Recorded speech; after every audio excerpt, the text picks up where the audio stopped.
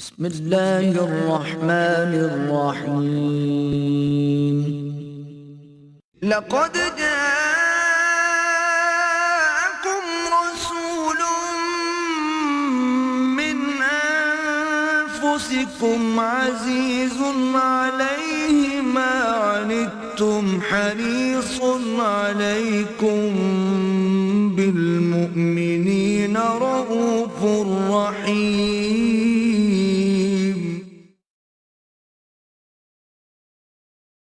نحمده ونصلي على رسوله الكريم اما بعد فاعوذ بالله من الشيطان الرجيم بسم الله الرحمن الرحيم قال الله تبارك وتعالى كما ورد في سورة البقرة الله ولي الذين آمنوا يخرجهم من الظلمات إلى النور وقال عز وجل كما ورد في سورة يونس ألا إن أولياء الله لا خوف عليهم ولا هم يحزنون الذين آمنوا وكانوا يتقون لهم البشرى في الحياة الدنيا وفي الآخرة لا تبديل لخلق الله ذلك هو الفوز العظيم وقال عز وجل كما ورد في سورة قاف وَلَقَدْ خَلَقْنَا الْإِنسَانَ وَنَعْلَمُ مَا تُوَسْوِسُ بِهِ نَفْسُهُ وَنَحْنُ أَقْرَبُ إِلَيْهِ مِنْ حَبْلِ الْوَرِيدِ وقال عز وجل كما ورد في آخر سورة العلق فَلَا تُطِعْهُ وَاسْجُدْ وَاقْتَرِب وقال عز وجل كما ورد في سورة بني إسرائيل اولئک الذین یدعون یبتغون الی ربہم الوسیلۃ ایہم اقرب ویرجون رحمتہ ویخافون عذابہ ان عذاب ربک کان محذورا صدق اللہ العظیم۔ وعن ابی ہریرہ رضی اللہ عنہ قال قال رسول اللہ صلی اللہ علیہ وسلم ان اللہ تعالی قال من عادى لي وليا فقد آذنته بالحرب وما تقرب إلي عبدي بشيء أحب إلي مما افترضته عليه وما يزال عبدي يتقرب إلي بالنوافل حتى أحبه فإذا أحببته كنت سمعه الذي يسمع به وبصره الذي يبصر به وَيَدَهُ الَّتِي يَبْطِشُ بِهَا وَرِجْلَهُ الَّتِي يَمْشِي بِهَا وَإِنْ سَأَلَنِي لَأُعْطِيَنَّهُ وَإِنْ اسْتَعَاذَنِي لَأُعِيذَنَّهُ رواہ الامام البخاری رحمہ اللہ۔ رب اشرح لي صدری ویسر لي امری واحلل عقدۃ من لسانی یفقہوا قولی۔ اللہم ربنا الہمنا رشدنا واعذنا من شرور انفسنا اللہم ارنا الحق حقا وارزقنا اتباعہ وارنا الباطل باطلا وارزقنا اجتنابہ آمین یا رب العالمین۔ نہایت اہم حدیث ہے اس کا کہ ہم آج مطالعہ کر رہے ہیں۔ یہ کیوں سمجھیے کہ ہمارے ہاں جو مضامین تصوف کے عنوان سے بیان ہوتے ہیں ان کا ایک بہترین بیان حدیث نبوی بلکہ حدیث بھی قدسی اس کے حوالے سے اس حدیث میں موجود ہے۔ اگرچہ ہمارے ہاں قرآن اور حدیث میں تصوف کا لفظ نہیں آیا، یہ ایک بعد کی اصطلاح ہے جس کے بارے میں یقین کے ساتھ یہ بھی معلوم نہیں ہے کہ اس کا اوریجن کیا ہے۔ زیادہ تر لوگوں کا خیال یہ ہے کہ یہ صوف سے بنا ہے، کہ ابتدائی جو صوفی تھے تابعین کے زمانے کے وہ اونی کپڑا پہنا کرتے تھے اور کوئی بنیان کا تو سوال ہی نہیں، تاکہ وہ اون جو ہے ان کے جسم کو تکلیف پہنچاتی رہے۔ ظاہر بات ہے کہ وہ کوئی جسم کے لیے کوئی وہ اس طرح کی چیز نہیں ہوتی بلکہ وہ تو کاٹتی رہتی ہے جسم، اس لیے وہ اونی لباس پہنتے تھے۔ صوف سے صوفی بن گیا، اس سے تصوف بن گیا۔ بہرحال مختلف رائے اور بھی ہیں، وہ میں اس وقت تفصیل میں نہیں جا سکتا۔ قرآن مجید میں اس کے لیے، حدیث میں اس کے لیے لفظ احسان ہے، اور یہ ہم پوری تفصیل سے حدیث جبرائیل کے مطالعے میں دیکھ چکے ہیں۔ اسلام، ایمان، احسان۔ آج در حقیقت وہی مضمون ہے جو ذرا مختلف انداز میں یہاں آ رہا ہے، اور یہ بھی عرض کر دوں کہ اس میں نہایت خطرناک مضامین بھی ہیں۔ خطرناک اس اعتبار سے کہ بہت باریک ہیں اور ان کے ضمن میں گمراہی میں مبتلا ہونے کا امکان موجود ہے۔ اس پہلو سے بہت ہی محتاط رہ کر بات کرنی پڑے گی۔ اس میں سب سے پہلے اس کا جو دو حصے ہیں اس کے، ان میں سے پہلا حصہ جو ہے مختصر ہے۔ حضرت ابو ہریرہ روایت کرتے ہیں حضور سے صلی اللہ علیہ وسلم، اور حضور نے فرمایا کہ اللہ تعالیٰ نے کہا ہے، حدیث قدسی کئی دفعہ بیان کر چکا ہوں۔ کیا کہا ہے؟ من عادی لی ولیا فقد آذنتہ بالحرب، جس شخص نے میرے کسی ولی کے ساتھ دشمنی رکھی تو اس کے لیے میری جانب سے اعلان جنگ ہے۔ اب یہاں سوال پیدا ہوتا ہے کہ ولی کہتے کسے؟ ہمارے ہاں علم اولیاء اللہ اس معنی میں تو بہت مستعمل ہے۔ اولیاء اللہ، ایک ولی ہوتے کون ہیں؟ اس کے بارے میں ظاہر بات ہے کہ مختلف تصورات لوگوں کے ذہنوں میں ہیں۔ ولی وہی ہوتا ہے جس سے کچھ خارق عادات باتیں ظاہر ہو جائیں، کرامات ظاہر ہوں، جو کچھ غیب کی باتیں بھی بتا دے، مستقبل کی باتیں بھی بتا دے۔ بہرحال اس کی زندگی میں شریعت کی بھی پیروی موجود ہو، نظر آ رہی ہو، اس کا لباس، اس کی وضاحت وہ بھی سنت کے بہت قریب ہو۔ یہ تصورات ہمارے ذہنوں میں ہیں، ٹھیک ہے، لیکن سب سے پہلے گہرائی میں سمجھیے ولی ہوتا کون ہے، اور اس سے بھی پہلے یہ کہ یہ جو ولایت کا رشتہ ہے یہ یک طرفہ نہیں ہے۔ اللہ اہل ایمان کا ولی ہے اور اہل ایمان اللہ کے ولی ہے۔ یہ دو طرفہ معاملہ ہے۔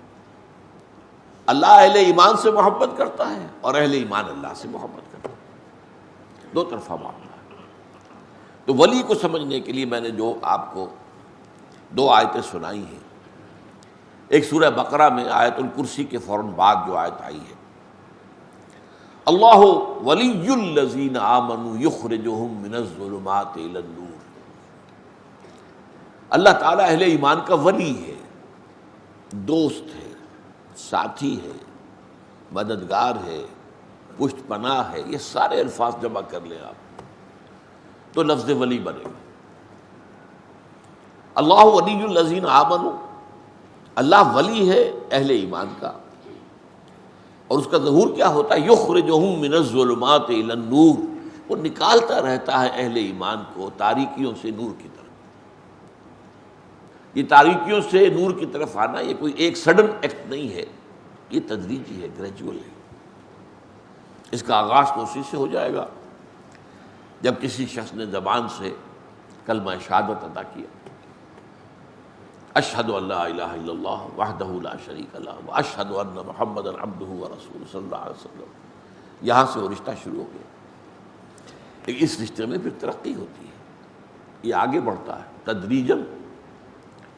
اسی طریقے سے وہ ایک ظلمت میں سے نکل کر تو نور میں آ گیا، کفر سے، شرک سے، لیکن پھر اس کے بعد ابھی تو اور بہت سے پردے ہیں جنہیں چاک کرنا ہوگا، جن میں سے نکلنا ہوگا، اور اس نور کے اندر اضافہ ہوگا، جیسا کہ سورہ تحریم میں فرمایا ہے کہ قیامت کے دن جو اہل ایمان ہوں گے ان کا نور ان کے آگے اور داہنی طرف بہتا ہو، جو دوڑتا ہوگا، اور وہ کہیں گے ربنا اتمم لنا نورنا واغفر لنا انک علی کل شیء قدیر، پروردگار ہمارے لیے ہمارے اس نور کو کامل فرما دے۔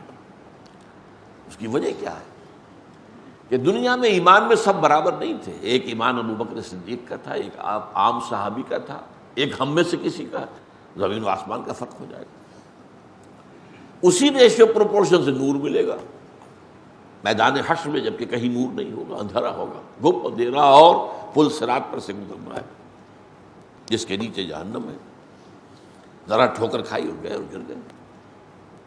اس کا نقشہ جو ہے سورہ حدید میں کھینچا گیا ہے کہ اہل ایمان تو گزر جائیں گے ان کے پاس نور ہوگا سامنے بھی اور داہنی طرف بھی. سامنے نور ایمان کا ہوگا، داہنی طرف اعمال صالحہ کا. منافقوں کے پاس ہوگا نہیں. دنیا میں وہ ان کے ساتھ تھے، کوئی نور نہیں ہوگا.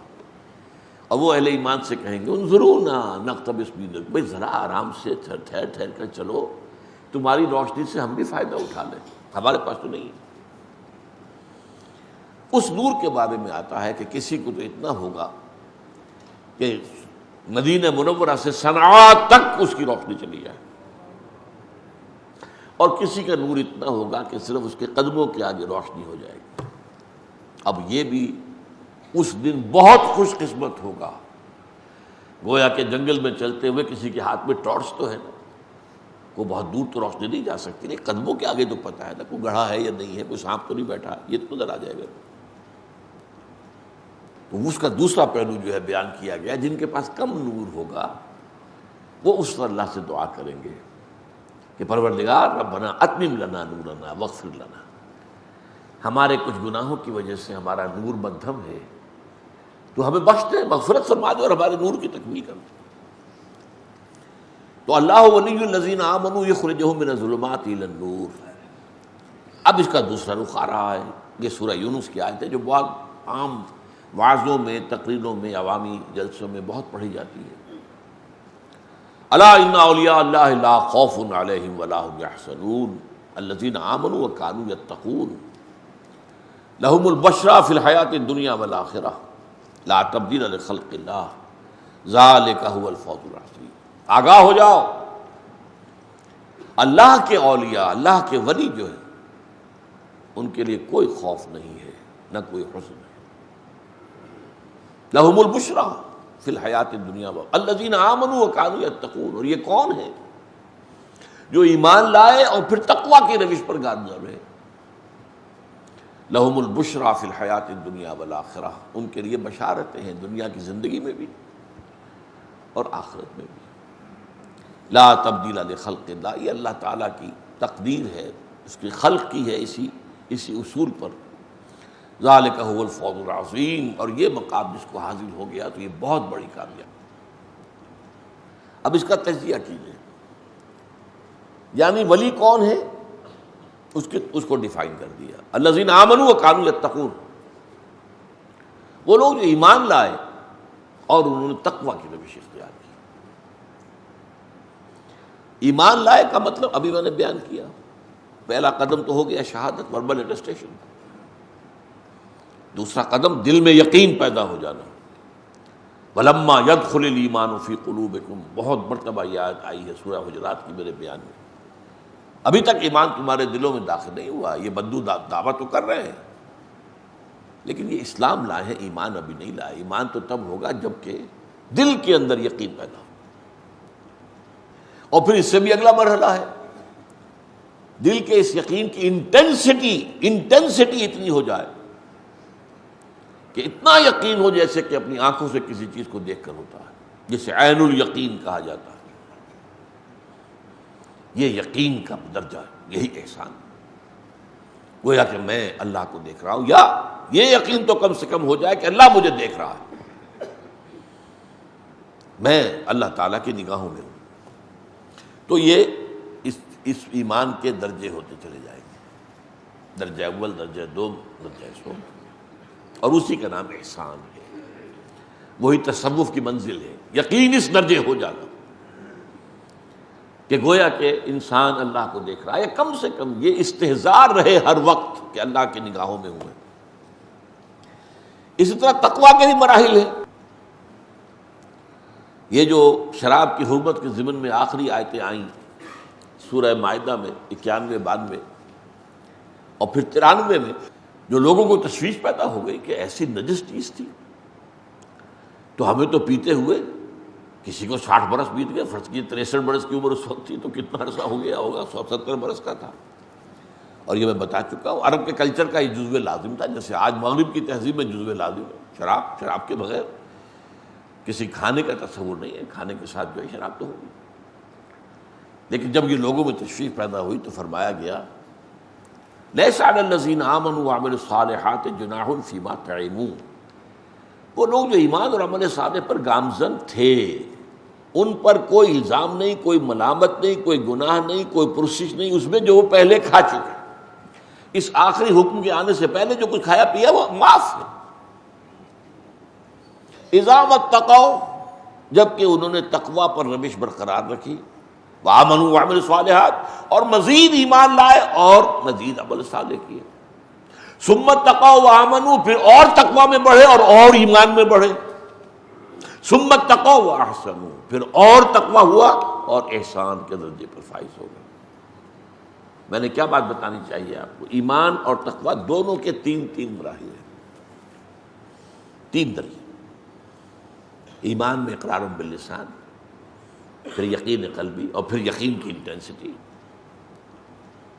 اور تقوی ابتدائی، دوسرا، تیسرا۔ اب اس میں میں ذرا تھوڑا سا تجزیہ کر کے آپ کو بتا دوں اس ایمان کے ثمرات کیا ہیں، ایمان کا ظہور کن شکلوں میں ہوتا ہے۔ ایک تو ایمان کے خارجی ثمرات ہیں، یوں سمجھیے کہ مثال دے رہا ہوں آپ کو کہ ایک درخت ہے، آم کا درخت ہے تو آم لگیں گے۔ ایمان ایک ایسا درخت ہے کہ جس میں دو طرح کے پھل لگتے ہیں، ایک ظاہری جو نظر آتے ہیں، ایک باطنی پھل لگتے ہیں جو نظر نہیں آتے۔ ظاہری پھل کیا ہے؟ نمبر ایک، اطاعت، سم و اطاعت، اللہ کو مانا ہے تو اب اللہ اور اس کے رسول کے احکام کی اطاعت کلی، سنو اور مانو، فاسمعوا واطیعوا۔ دوسرا، جہاد فی سبیل اللہ، اللہ کی راہ میں جہاد، اور جہاد کے دو کھاتے ہو جائیں گے، اللہ کے پیغام کو دنیا تک پہنچانا، دعوت، اور اللہ کے دین کو قائم کرنا، نظام برپا کر دینا، اقامت۔ اس میں تن من دھن لگانا، مال اور اپنے جسم و جان کی قوتوں اور صلاحیتوں کو صرف کرنا ہی۔ اب یہ وہ چیزیں ہیں جو میں نے عرض کیا کہ جو خارجی جو ہے نظر آ جائے گا، کسی شخص میں اطاعت ہے یا نہیں ہے، نماز پڑھتا ہے یا نہیں پڑھتا، روزہ رکھتا ہے کہ نہیں رکھتا، کیا ہے اس کے اندر، ہے کہ نہیں ہے، حلال و حرام پر کاربند ہے کہ نہیں، نظر تو آ جائے گا۔ جہاد کرے گا تو نظر تو آئے گا، دعوت دے رہا ہے، تبلیغ کر رہا ہے، قرآن پڑھ رہا ہے، پڑھا رہا ہے، سکھا رہا ہے، پھیلا رہا ہے، پہنچا رہا ہے، اور اللہ کے دین کو قائم کرنے کی جد و جہد میں لگا ہوا ہے، ایک جماعتی نظم کے ساتھ، ڈسپلن کے ساتھ۔ تو یہ تو ہے خارجی یا ظاہری جو ثمرات، ثمر کہتے ہیں نا پھل کو، ثمرات۔ ایک خاص قسم کا آم آپ کو معلوم ہے جو آج موسم ہے آم کا، ثمر بہشت اس کا نام رکھا گیا ہے، بہشت کا گویا کہ پھل ہے، وہ بہت اونچی کوالٹی آموں کی ثمر بہشت ہے، چونسا جس کو کہ پھر اس کی ایک خاص صورت ہے۔ بہرحال دوسرے باطنی ہے، باطنی میں سب سے پہلی چیز ہے تسلیم و رضا، جو اللہ کی طرف سے آئے قبول کرو بغیر کسی شکوے اور شکایت۔ ما اصاب من مصیبت الا باذن اللہ، جو چیز بھی مصیبت تم پر آئی ہے وہ اللہ کے اذن کے بغیر نہیں آئی ہے، اللہ نے سینکشن کیا، اوکے لیٹ اٹ ہیپن۔ کوئی ابو جہل کسی صحابی کو نہیں مار سکتا تھا اگر اللہ کی اجازت نہ ہوتی، کوئی ابو جہل سمیہ اور یاسر کو قتل نہیں کر سکتا تھا رضی اللہ تعالی عنہما جب تک کہ اذن رب نہ ہوتا۔ اذن رب نہ ہوتا تو ہاتھ ہی شل ہو جاتا، ہاتھ اٹھتا ہی نہ وہ گھوڑا مارنے کے لیے۔ اب جو اللہ کی طرف سے آئے اسے من جانب اللہ سمجھ کر صبر و استقامت اور ہر اللہ کی تقدیر پر راضی رہنا، راضی برضا۔ اس کے بڑے اونچے اونچے مقامات ہیں، وہ اس وقت بیان کرنے کا موقع نہیں۔ رضائے حق پہ راضی رہے، یہ حرف آرزو کیسا یوں ہو جائے، ارے تم کون ہوتے ہو، تم اللہ کو سجیسٹ کرنا چاہ رہے ہو کچھ، ہو رہی ہو، رضائے حق پہ راضی رہے، یہ حرف آرزو کیسا، خدا خالق، خدا مالک، خدا کا حکم، تو کیسا، ہو رہی ہو۔ یہ بڑا عارفانہ شعر ہے اکبر الآبادی کا، اگرچہ وہ مشہور تو ہے مزاحیہ شاعری کے لیے، لیکن ان کے بہت صوفیانہ اشعار بھی ہیں۔ رضائے حق پہ راضی رہے، یہ حرف آرزو کیسا، خدا خالق، خدا مالک، خدا کا حکم تو کیسا۔ تو یہ رضائے رب، راضی برضائے رب، تسلیم و رضا. ہم بھی تسلیم کی خو ڈالیں گے، بے نیازی تیری عادت ہی صحیح ہے. اللہ ٹھیک ہے، سر تسلیم خم ہے، جو مزاج یار میں آئے ہم حاضر ہیں، جو تیرا جو بھی فیصلہ ہے دل سے قبول ہے. اسی کا ایک حصہ تفویض الامر الی، اپنے معاملے کو اللہ کے حوالے کر دینا. یہ بھی ایک ذہنی کیفیت ہے، اندر کی نفسیاتی کیفیت ہے. تفویض الامر الی اللہ وافوض امری الی اللہ ان اللہ بصیر بالعباد. میں کاہے کو چنتا کروں، کاہے کو تشویش میں مبتلا ہو جاؤں، کاہے کو؟ میرا رب جانتا ہے میری ضرورت کیا ہے. میں دعا بھی کیا کروں وہ تو جانتا ہے. میں نے باہر آپ کو بتایا ہے، ایک مقام پر آ کر ایمان کے درجے میں دعا ختم ہو جاتی ہے. دعا رہ جاتی ہے صرف اے اللہ ہدایت میں اور اضافہ کر، اے اللہ علم میں اور اضافہ فرما، رب زدنی علما، اے اللہ استقامت عطا فرما. دعا ہی رہ جائے. یہ دے دے، اچھا تم اللہ کو سکھا رہے ہو، پڑھا رہے ہو، تمہیں کیا پتا یہ شے تمہارے حق میں اچھی بھی ہے کہ نہیں. عسیٰ ان تکرہوا شیئا وہو خیر لکم وعسیٰ ان تحبوا شیئا وہو شر لکم واللہ یعلم وانتم لا تعلمون. ہو سکتا ہے تم کسی چیز کو ناپسند کرو حالانکہ اسی میں تمہارا خیر ہو، تمہیں کیا پتا. اور کسی چیز کو پسند کرو اور اس میں تمہارے لیے شر ہو، اللہ جانتا ہے تم نہیں جانتے. حوالے کرو نا بھائی، اے اللہ جو تیرا فیصلہ. یہ بات نہیں ثمرات ہے ایمان. اسی لیے ایک شعر ہے بہت پیارا، کار ساز ماں بے فکر کار ماں. میرا کارساز خود میرے معاملے کی فکر کر رہا ہے. ہم پڑھ چکے پچھلی حدیث میں، جب میرا بندہ اپنے کسی بھائی کے کام میں لگا ہو میں اس کے کام میں لگ جاتا ہوں. پڑھ چکے کہ نہیں؟ آپ اللہ کے کام میں لگ جائیے، اللہ آپ کے کام پورے کرے گا. آپ تلمنگ لگا دیجیے اللہ کے دین کے لیے، He will take care of all your affairs. کار ساز ماں بے فکر کار ماں، فکر ماں در کار ماں آزار ماں. جب میں اپنے معاملات میں خود غور فکر کا نتیجہ نکالتا ہوں تو وہ الٹا پڑتا، آزار ہو جاتا ہے، میرے لیے باعث سے تکلیف ہو جاتا ہے. تو کیوں نہ اس کے حوالے کر دوں. وَفَوِّضُ أَمْرِي إِلَى اللَّهِ إِنَّ اللَّهَ بَصِيرٌ بِالْعِبَادِ. اسی بات کی ثمرات میں سے توکل علی اللہ. کسی ذریعے پر، مادی پر، کسی سبب پر کوئی اعتماد اور توکل نہ رہے سوائے اللہ کے. مسبب الاسباب. وہ جو حضور کو بھی کہہ دیا گیا تھا وَلَا تَقُولَنَّ لِشَيْءٍ إِنِّي فَاعِلٌ ذَلِكَ غَدًا إِلَّا أَن يَشَاءَ اللَّهُ. دیکھیے پھر کبھی نہ کہہ دیجیے گا کہ میں یہ کام کل ضرور کر دوں گا.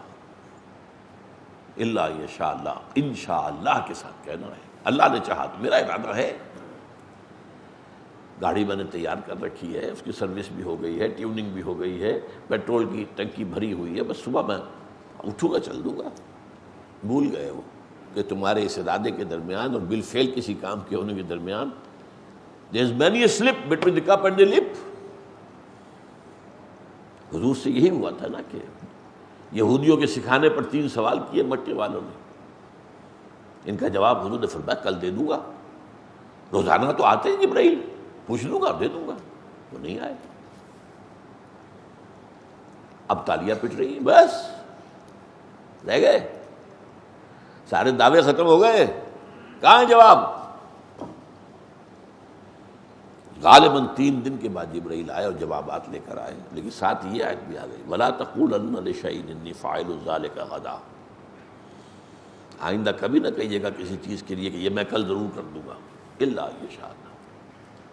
تو اعتماد اور بھروسہ نہ اپنی قوت و صلاحیت و ذہانت و فطانت پر ہو، نہ مادی اسباب و وسائل پر ہو.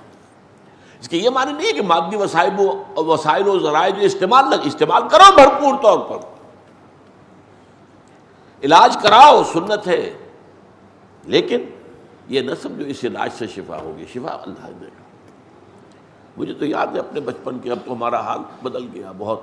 کلچر تبدیل ہو چکا ہے. بڑی بوڑھی عورتیں جو ہیں وہ بچوں کو دوائی پلاتی تھیں تو کہتی کیا تھی؟ اللہ شافی، اللہ کافی. شافی تو اللہ ہے، وہ کافی ہے. یہ تو سنت ہے، علاج کرو ٹھیک ہے. اب اس میں اس حد تک ہو جانا، ایسے درپے ہو جانا علاج کے، لاکھوں کا روپے خرچ کر کے انگلستان جا رہے ہیں، لاکھوں کا روپے خرچ کر کے. ان کی مارکیٹ بڑھ رہی ہے، ان کا دھندا چل رہا. یہ نہیں، اور اس کے لیے اپنا جو ہے سب کچھ بیچ باچ دیا، یہ کر دیا وہ کر دیا. نہیں، جس حد تک آپ کے پاس مناسب ہے، جو ذرائع ہیں، علاج کرائیے. لیکن شفا تو اللہ کے ہاتھ میں. اللہ شافی، اللہ کافی. اسی میں اب 3 چیزیں اور شامل کر دیجیے. محبت، والذین آمنوا اشد حبا للہ، شدید ترین محبت اللہ کے ساتھ. اور پھر اس میں بریکٹ کیا گیا رسول کو. قل ان کان آباؤکم وابناؤکم واخوانکم وازواجکم وعشیرتکم واموالکم التی، جو تم نے مال جمع کیے ہیں، اور تمہارے مکانات، تمہارے باپ، تمہارے بیٹے، تمہارے بھائی، تمہارے رشتہ دار، تمہاری بیویاں یا شوہر،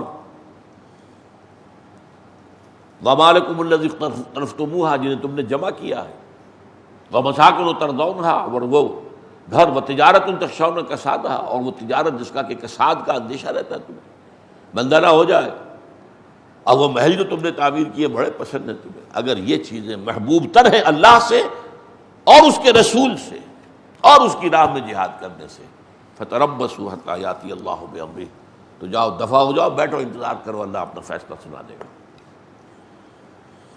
تو محبت اللہ کی شدید ترین، اور اس محبت میں پھر اللہ کے رسول کی محبت اور اللہ کے لیے جہاد کی محبت.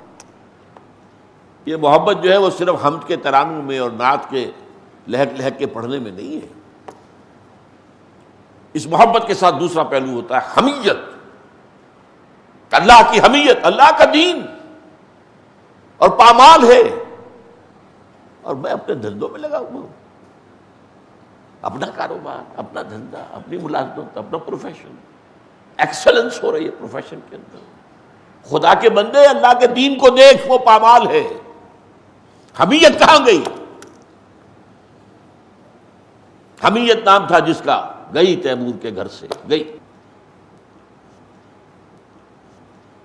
اسی میں وہ حدیث آتی ہے، اور اللہ عز و جل الی جبرائیل علیہ الصلوۃ والسلام ان اقلب مدینہ کذا و کذا باہلھا. اللہ نے وحی سے حکم دیا جبرائیل کو، فلاں اور فلاں بستیوں کو الٹ دو ان کے رہنے والوں سمیت. قال فقال، حضور فرماتے اس پر حضرت جبرائیل نے عرض کیا، ان فیہا عبدک فلانا لم یعصک طرفۃ عین، اللہ اس میں تو تیرا وہ بندہ بھی ہے جس نے پلک جھپکنے جتنی دیر بھی تیری معصیت میں بسر نہیں کی. اس کے تقوی اور زہد کا آپ اندازہ کیجیے. گواہی دینے والا جبرائیل ہے، کوئی کرائے کا وکیل نہیں ہے یا کرائے کا گواہ نہیں ہے. کہاں دے رہا گواہی؟ جہاں ابو جہل بھی جھوٹ نہیں بولے گا. لیکن فرمایا قال فقال اقلبها علیہ وعلیہ، الٹ دو اس بستی کو، پہلے اس پر پھر دوسروں پر. فإن وجهه لم يتبع في ساعة قط، اس کے چہرے کا رنگ کبھی میری حمیت اور غیرت کی وجہ سے بدلا نہیں. میرے احکام کی دھجیاں بکھرتی رہیں، میرے حدود پامال ہوتے رہے، اور یہ اللہ اللہ اللہ، اپنا مراقبہ، اپنا چلہ، اپنے اذکار انہی میں لگا. مست رکھو ذکر و فکر صبح گاہی میں اسے، پختہ تر کر دو مزاج خانقاہی میں اسے. حمیت اور نصرت. یا ایھا الذین آمنوا کونوا انصار اللہ، اہل ایمان اللہ کے مددگار بنو، اللہ کے مددگار. اللہ ضعیف نہیں ہے، القوی ہے. تمہارا امتحان ہے کہ اس کا دین جو پامال ہے اسے کھڑا کرنے کے لیے تن من دھن لگاتے ہو یا نہیں لگاتے. بس کھڑا کر دینا تمہارے بس میں نہیں ہے، اس میں تن من لگا دینا تو تمہارے بس میں ہے نا. بس یہ کامیابی ہے. کتنے نبی چلے گئے، ان کے ہاتھوں کوئی تبدیلی نہیں آئی، انقلاب نہیں برپا ہوا. معدود چند لوگوں نے مانا، باقی سب کو ہلاک کر دیا گیا. حضور کے دست مبارک سے انقلاب آیا، نظام آیا، کھڑا ہو گیا نظام. جاء الحق وزهق الباطل ان الباطل کان زہوقا. یہ تکمیل رسالت کا مظہر ہے سب سے بڑا حضور پر، تکمیل رسالت. تو یہ ہے نصرت اللہ کی اور اس کے رسول کی، تاکہ اللہ دیکھ لے کون ہے مددگار اس کے اور اس کے رسول کے. یہ ہے ولایت کا تعلق. اب اس ایسے ولی کے خلاف جو بھی بغض رکھے گا، عداوت رکھے گا، دشمنی کرے گا، اللہ کی طرف سے اعلان جنگ ہے. یہ تو ظاہر بات ہے، یہ تو مروت کا تقاضا ہے، شرافت کا تقاضا ہے. اگر ایک شخص اللہ کی حمایت میں لگا ہوا ہے تو اس کے دشمن جو اللہ کے دشمن ہو گئے. فقط آذنتہ بالحرب. اگرچہ اس میں یہ نہیں ہوتا کہ آنے واحد میں ختم کر دیے جائیں. یہ نہیں ہوا مکے میں کہ جیسے ابو جہل نے حضور پر زیادتیاں شروع کی فوراً ختم کر دیا گیا. نہیں، اللہ کی اپنی سنت ہے. وہ اہل ایمان کو بھی پہلے اچھی طرح ٹھوک بجا کر دیکھتا ہے. امتحانات، اور امتحان کافروں کے ہاتھ میں آئیں گے نا. اگر کافر اول دن ختم ہو جاتے تو امتحان کہاں سے آتا؟ کس کے ہاتھوں آتا؟ آزمائش کس کے ہاتھوں آتا؟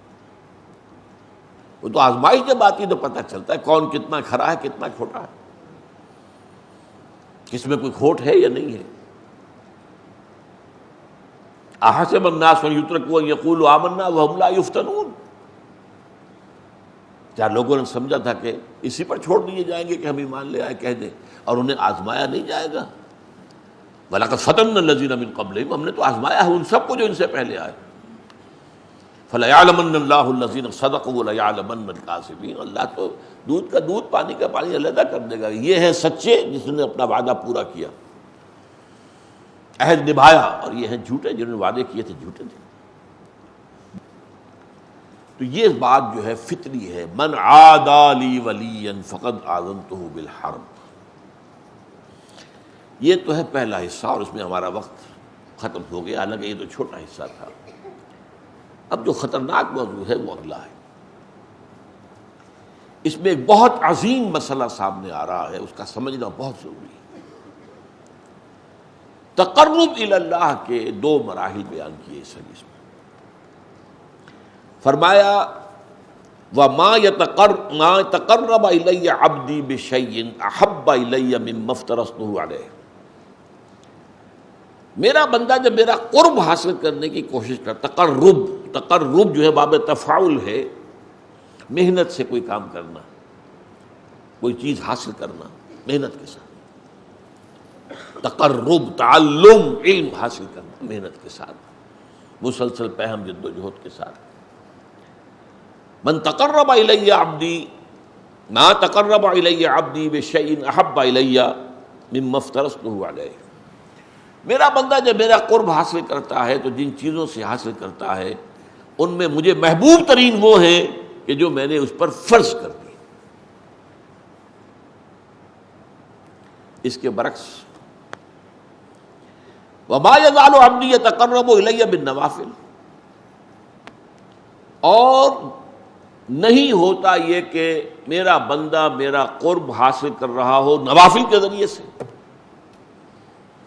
یہاں تک کہ ایک مقام آ جاتا حتی احبہ، کہ میں اس سے محبت کرنے لگتا ہوں. فکنت سمعہ الذی یسمع بہ، پھر میں اس کے کان بن جاتا ہوں جن سے وہ سنتا ہے.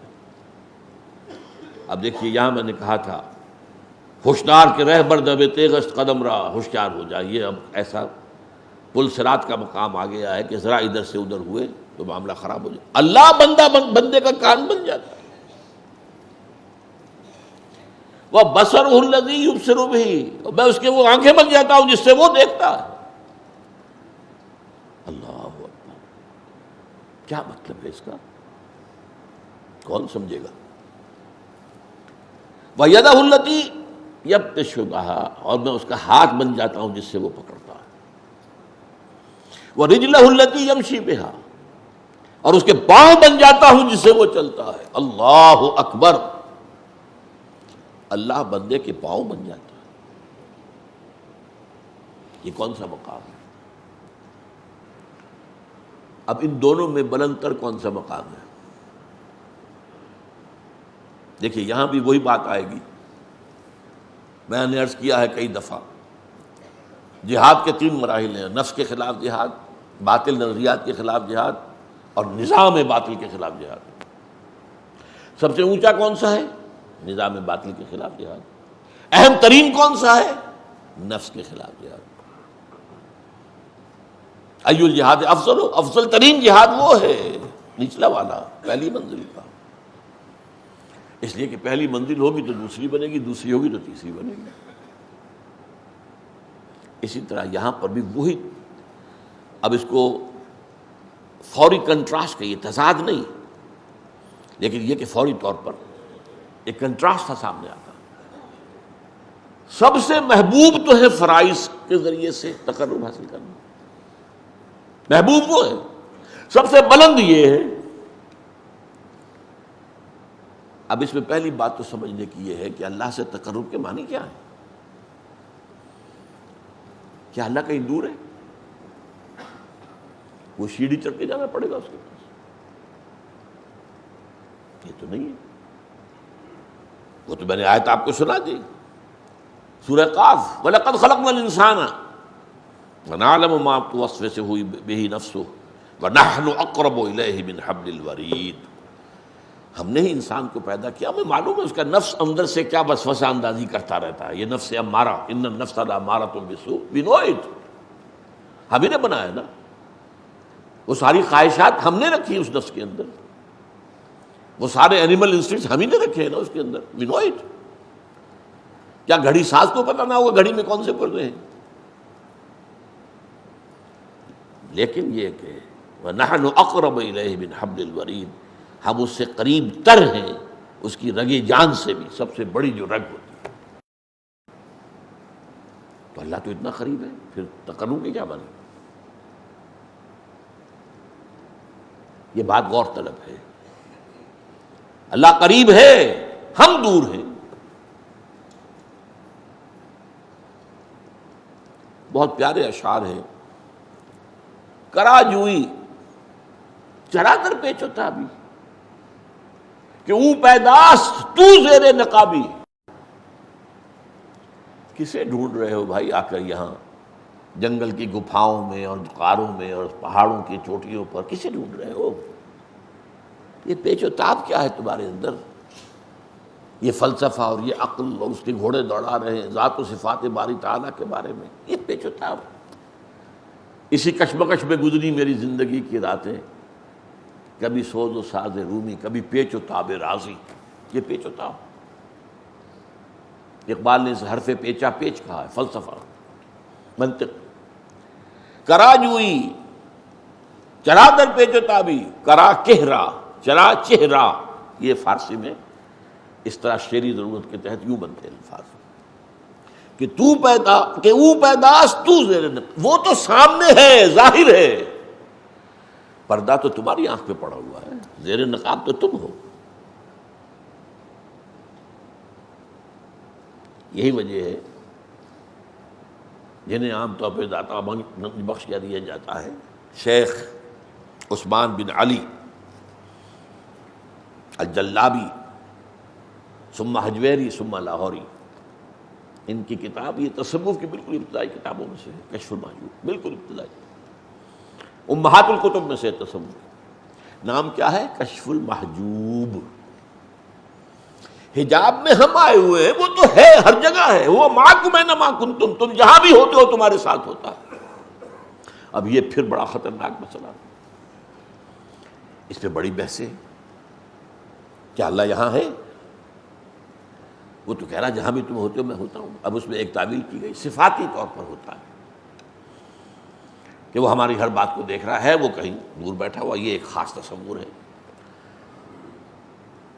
جو اکثر کم سے کم جو بھی ذہن و فکر کی کوئی اونچی سطح رکھتے ہوں وہ اس کو قبول کرنے کو تیار نہیں۔ اللہ کسی جگہ پر محدود ہے؟ نہیں۔ کیسے؟ ہمارے ساتھ نہیں جانتے۔ اس میں یہ ہے اصل میں جو بچانے والا راستہ ہے۔ اللہ دیکھتا ہے، کیسے دیکھتا ہے ہم نہیں جانتے۔ کیا اس کی آنکھیں اس طرح کی ہیں؟ کیا اسے بھی دیکھنے کے لیے روشنی کی ضرورت ہوتی ہے؟ بہت سے جانور ہمیں معلوم ہے جو بغیر روشنی کے دیکھتے ہیں، اللہ کیسے دیکھتا ہم نہیں جانتے۔ وہ سنتا ہے، یہ جانتے ہیں ہم، کیسے سنتا ہم نہیں جانتے، وہ ہمارے ساتھ ہے، اس میں کوئی شک نہیں، کیسے ہے یہ ہم نہیں جانتے۔ اس کیسے کی کھود کرید میں جب پڑے تو وحدت الوجود نکل آیا، وحدت الشہود نکل آیا، وہ فلسفے بڑے بڑے نکل آئے، وہ عقل و خرد کی بڑی اونچی منزلوں پر جا کر آدمی کی کچھ سمجھ میں تو آ سکتے ہیں، ورنہ اسی میں کفر ہے، اس کا ہر چیز اللہ ہے، اس کا مطلب ہے، اس میں سے وہی پھر ہماؤس نکل آیا۔ یہ سارے فلسفے انسانوں نے اسی سوچ میں تو نکالے ہیں۔ لیکن یہ کہ میں نے کہا تھا نا کہ ہوشدار کے رہبر دب تیغست قدم راہ، تو اس اعتبار سے تقرب کا مفہوم کیا ہے کہ اللہ کی طرف باطنی طور پر بڑھنا، اور بڑھنے کے لیے کہیں دور جانے کی ضرورت نہیں ہے، اپنے ہی اندر۔ وہ جو میں نے بارہا آپ کو سنایا ہے شعر عبد القادر بیدل کا، ستم است گر ہوست کشد کے بسیر سر و تھمن درا، تجھے اونچا کم نہ دمی دئی درے دل کشا بچمن درا۔ بڑے ستم کی بات ہے کہ تمہاری خواہش نفس تمہیں کہے چلو بھائی ذرا باغ میں جا کے دیکھو، سر و سمن کی سیر کرو، دیکھو کیسے اچھے اچھے پھول ہیں، کیسا سبزہ ہے۔ ارے تم خود گنچے سے کم دمکتے ہوئے نہیں ہو، تم تو اللہ کی تخلیق کا کلائمیکس ہو۔ ذرا کبھی اپنے دل کے دروازے کھولو، اندر کا جو باغ ہے کبھی اس میں داخل ہو کر سیر کرو، کہ اپنے من میں ڈوب کر پا جا سراغ زندگی۔ تو وہ تو ہے، وہ کہیں دور نہیں ہے، تم جو ہے اس کی طرف متوجہ نہیں ہو، تمہاری ساری توجہ جو ہے دنیا کی طرف ہے، تمہاری ساری بھاگ دوڑ دنیا کے لیے، تمہاری ساری سوچ بچار دنیا کے لیے، تم اس کی طرف متوجہ نہیں ہوتے۔ ہم تو مائل بکرم ہیں، کوئی سائل ہی نہیں، راہ دکھلائیں کسے رہنم منزل ہی نہیں۔ یہ جو حدیث میں آتا ہے کہ رات کے آخری حصے میں اللہ سمائے دنیا تک اتر آتا ہے، کیسے اتر آتا ہے یہ ہم نہیں جانتے۔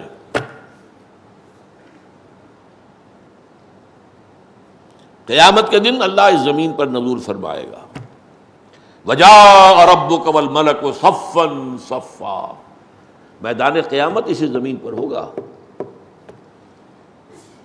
قصہ زمین برسر زمین طے ہوں گے، اللہ آئے گا، وَيَحْمِلُ عَرْشَ رَبِّكَ يَوْمَئِذٍ ثَمَانِيَةٌ، 8 فرشتے اللہ کے عرش کو تھامے ہوئے ہوں گے اور وہ نزول فرمائے گا، پھر وہ عدالت خدا بندی لگے گی، حساب کتاب ہوگا، کیسے ہم نہیں جانتے۔ اس اعتبار سے تم اصل میں اپنے باطن میں جھانکو، باطن میں کیا ہے، اب وہ بات جڑ جائے گی، وہ جو شروع کی بات تھی، دل کی گہرائیوں میں روح ہے، اور روح اس کا تعلق اللہ کی ذات کے ساتھ ہے۔ روح کی طرف توجہ نہیں تمہاری، تمہارا سارا توجہ ہے وہ جسد مادی کی طرف ہے، اس کے تقاضوں کی طرف ہے، اس کی ضروریات کی طرف ہے، اسی میں مصروف ہے۔ روح کی طرف متوجہ ہو کر انسان تقرب حاصل کرتا ہے کہ او پیداست تو زیر نقابی، هو الاول والآخر والظاہر والباطن، سب سے ظاہر ہستی تو اسی کی ہے، ہاں سب سے مخفی بھی وہی ہے، اس کی ذات کی کنہ تک کوئی نہیں پہنچ سکتا، وہ کیسے دیکھتا ہے تم نہیں جان سکتے، اس کا ہاتھ ہے ید اللہ، لیکن اپنے ہاتھ پر قیاس نہ کر بیٹھنا، اس کی کوئی تجلی ہے جسے کہا گیا ہے کہ اس کی ران کھولی جائے گی، یوم یکشف عن ساق، اس کو کیا ہو اسی اور پتہ چلے گا۔ آج ہم یہاں اس میں بحث کریں گے تو ہم گمراہی میں مبتلا ہو جائیں گے، یہ متشابہات میں سے۔ تو یہ ایک حد تک تو میری بات اس موضوع پر، اب کیونکہ وقت ختم ہو گیا، میں سبق کر رہا ہوں کہ قرب سے معاملہ قرب مکانی نہیں ہے، یہ قرب معنوی ہے۔ وہ آیت میں نے شروع میں پڑھی تھی، دوبارہ چونکہ دہرا رہا ہوں تو اس کا ایک سجدہ جو کر لیجئے گا بعد میں، کَلَّا لَا تُطِعْهُ وَاسْجُدْ وَاقْتَرِبْ، اے نبی یہ ابو جہل وغیرہ کی باتیں آپ نہ مانیے، توجہ نہ دیجیے، دفع کیجیے ان کو، آپ تو سجدہ کیجیے اور قریب ہو جائیے۔ اور حدیث میں آتا ہے اقرب ما یکون العبد الی اللہ فی السجود، قریب ترین جو ہوتا ہے بندہ اللہ سے وہ سجدے میں ہوتا ہے، اگر واقعتاً معنن سجدہ کر رہا ہو۔ ایک سجدہ وہ ہے کہ جسم تو جھک گیا ہے اور نفس امارہ کھڑا ہے جو کا تو شیطان لعین کی طرح میں سجدہ نہیں کروں گا، تم جاؤ کرو۔ یہ تمہارے اعضاء و جوارح کا سجدہ ہے، دل کا سجدہ نہیں۔ لیکن جب پوری ہستی کے ساتھ اللہ کے سامنے سجدہ کرو گے تو یہ قریب ترین ہوگا اللہ کے ساتھ معاملہ۔ فصلی اللہ تعالی علی خیر خلقہ محمد وبارک وسلم تسلیما کثیرا کثیرا۔